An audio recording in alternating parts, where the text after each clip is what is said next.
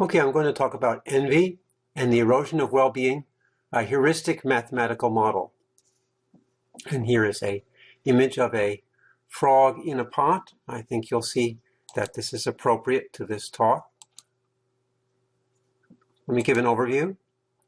In developed and developing societies, increases in prosperity are often accompanied by decreases in self-reported happiness. With several studies, including Japan, the United States, China, and other developing or developed societies, where more prosperity doesn't necessarily mean more happiness. But can we develop a heuristic mathematical understanding of this phenomenon? I don't want to give a quantitative model, but at least we can see the effects of this model as reflected in a mathematical model. So we'll use agent-based modeling to develop a mathematical model. And this model builds on the previous paper, Frogs in a Pot, an agent-based model of well-being versus prosperity, published in Springer Lecture Notes in Computer Science. Okay, let me give some assumptions of the model. I hope you'll find these reasonable. First of all, I'm going to study a subpopulation of agents. So this is a group of individuals within an entire population who look at each other, who consider each other as peers. Okay, that simplifies the model. Now, agents representing individuals or decision makers in the population, agents try to maximize their anticipated well-being. Of course, they'll try to make decisions about their life, about their jobs, about their purchases that will make them better off, according to their own estimation. Now, contributions to well-being include conspicuous and inconspicuous factors. Oswald Vleben talked about conspicuous consumption. Conspicuous factors are factors that are obvious to other people, including salary, house, material living. Also could be a civic involvement, things that are that people know about you that affect your well-being. On the other hand, there are inconspicuous factors, peace, reflection,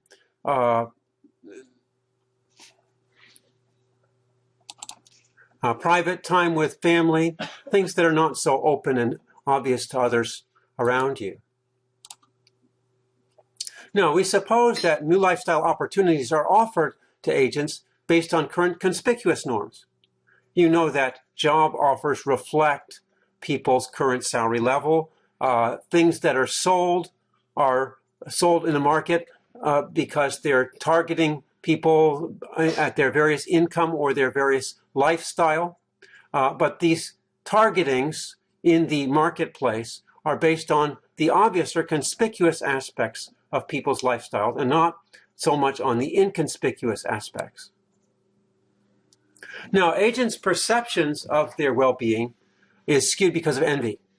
Agents overweight conspicuous factors in their choices. They care about what other people think about them, on the one hand, and also they think that others may be happier because they look at what others have, and they use that as a benchmark for their decisions and their judgments for personal well-being.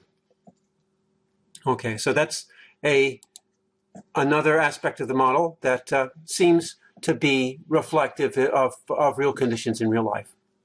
Now, the last one is that improvements in conspicuous well-being tend to come at the expense of inconspicuous factors. For instance, you may be able to get that better job, but at the expense of moving somewhere else, or higher pressure, less time with family.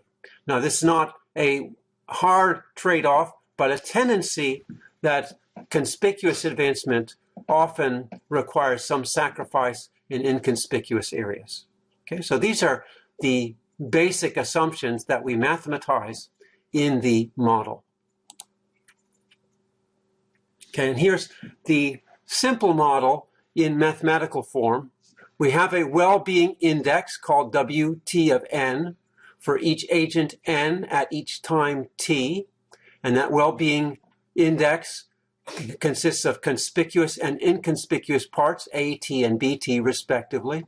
Now, this is a relative index. We're not taking this as an absolute index. So really what we care about is the increase and decrease of this index. Now, we choose the distribution of these conspicuous and inconspicuous well-being indices with a bivariate normal distribution, and the uncertainty region is something like this ellipse here,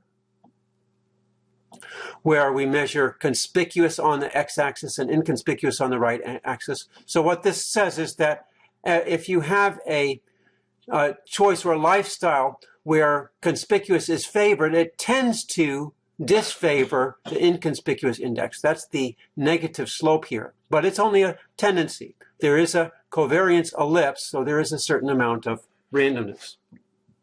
And starting out at time 0, we center this ellipse at 0, 0. And this is going to drift over the lifetime of the system of agents. Okay, so this is the actual relative well-being of the agents, and each agent has a well-being that's chosen independently according to this common distribution. Now, on the other hand, the anticipated relative well-being of the agent, this is according to his estimation, is given by this expression. Now, notice it's almost the same as well-being, except for this factor Q, where Q represents the envy. So you see that the conspicuous are weighted more heavily because of this envy parameter. Okay. Now, at each time step in the model, at each time step, a certain fraction of the agents encounter the possibility of a significant lifestyle change. So they're going to make a choice which they will either accept or reject.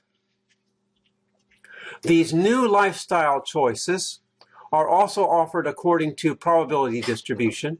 The covariance ellipse is the same, but this time the mean drifts along with the population.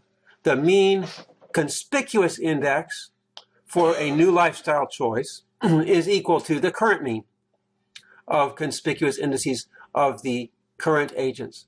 The mean of the inconspicuous index has this negative correlation with the mean of the conspicuous index. And this again reflects the fact that inconspicuous factors tend to be sacrificed when conspicuous improvements are made in lifestyle. Okay, so that's how new choices take place. New choices are probabilistic, but the mean drifts along with the mean of the population. The mean agrees with the current mean of the population. Now, each agent who has a new lifestyle possibility doesn't necessarily accept that new lifestyle possibility. He'll accept it if he thinks that it will improve his anticipated well-being. So he makes a judgment on the basis of anticipated well-being. If the new lifestyle offer gives him an anticipated well-being that improves his current anticipated, then he will accept it. And if not, he may be forced to accept it with a probability P, which I call a misfortune probability. It may be that he encounters life circumstances that he has to step down a little bit because of things that go wrong. Okay, so if he can improve his anticipated well-being, he will choose definitely. If not, he may be forced to choose anyway. Okay, so let's characterize the behavior of this model. Okay, we have behavioral parameters. We have the envy parameter, which expresses the overweighting by agents of the conspicuous factors. We have the erosion parameter, which expresses the fact that improvements in conspicuous aspects of lifestyle tend to come at the expense of inconspicuous. We have the covariance factor, which gives the sharpness of the covariance ellipse, and we have the misfortune probability. Okay, and we use a certain range of parameters here. For us, we just used envy parameter as 0.75. We used various erosion parameters in comparison with the envy parameter. We used a covariance factor of 0, 0.7, and 1. A 1 corresponds to a circular distribution. 0 corresponds to a straight line distribution. And misfortune probability, either none or small misfortune probability. These other parameters basically just determine the speed at which the system evolves, so it doesn't affect the qualitative behavior. Okay, so we're going to focus especially on these key behavioral parameters. So let's see what happens. First of all, let's take the case where there's a straight line trade-off between conspicuous and inconspicuous. And that's shown by this scatter diagram. We show for 4 different values of k. This blue represents k equals 0.75. What that means is that improving the conspicuous only has a cost of 0.75, unit cost of 0.75 inconspicuous. 1.25 means the conspicuous cost is, unit cost is 1.25 conspicuous units. Then we have 1.75 and 2.25. All right. Now, these lines here represent lines of constant well-being. Okay. And these dotted lines represent lines of constant anticipated well-being. So you see they're different. Right. So notice that in this case with the blue, for instance, as you increase the blue, as you go to the right, you're crossing over this dotted line. That means these ones on the right end here have higher anticipated well-being than the ones over here. Agents tend to want to move towards the right. For this green, it's the same thing. If you compare this green slope to the dotted line slope, the right edge here is closer up to the advanced dotted line, which means that agents prefer to be to the right. And what that means is that agents will make choices that tend to move the system to the right. For the red is exactly on the line, so that it's kind of neutral. That means that agents aren't moved to the left or to the right. For the blue is steeper than the dotted line. That means that agents should prefer to move to the right. And in fact, that's what we observe in the system. This is the progress of actual well-being over time. And these dots represent snapshots of the system for the different values of trade-off parameter, different values of k. The red actually stays stationary, doesn't move. But you can see this blue system, for instance, it's moving in this direction. It's basically, if you think of this as a football field and these dotted lines as yard lines, the blue is moving down the football field. He's increasing his anticipated well-being. The same thing with the green. Note, however, that even though the system is moving in direction of increasing anticipated well-being, because of the overweighting due to the envy factor, the actual well-being is in fact decreasing. He's moving away from this solid line. So you can see that this green line is actually experiencing a decrease in well-being. Now this is the frogs in the pot phenomenon, that if you have a gradual decline in well-being, where the gradual decline in overall well-being is less than the envy factor, then the population will experience this drift and the population well-being will decrease, driven by people's choices, which are moved by envy. Now, this blue represents the fact where the case where the K parameter, the degradation parameter, is too large, larger than the envy factor, and people recognize that the conspicuous increases are too heavy a trade-off, so they're moving in the inconspicuous direction, and in fact, that brings the greatest increase in well-being. These other lines here represent the case where we have a small misfortune probability, and that only serves to slow down the trend slightly. It doesn't materially affect the trends. So you can see here this frogs in the pot phenomenon, that when the decay parameter k is less than the envy factor, so here we have this case where k is between 1 and 1 plus q, we actually have the well-being the actual well-being of the system decreases, even when people think their anticipated well-being is increasing. All right, now, suppose we change the uncertainty. In that case, we had straight line uncertainty. Now we do the case where the uncertainty is more elliptical. And the situation changes quite a bit.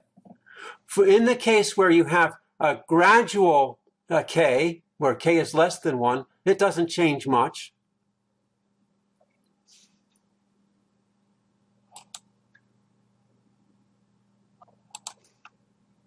Also, in the green case, where k is between 1 and 1 plus q, we still see this decrease in well-being. We do see this initial increase due to the fact that there's uncertainty. People are crowding into the choices that are relatively advantageous. Remember, there's a covariance ellipse, so there are some choices that are more advantageous. People tend to accept those, and that drives up the mean, but then soon enough, the downward trend kicks in.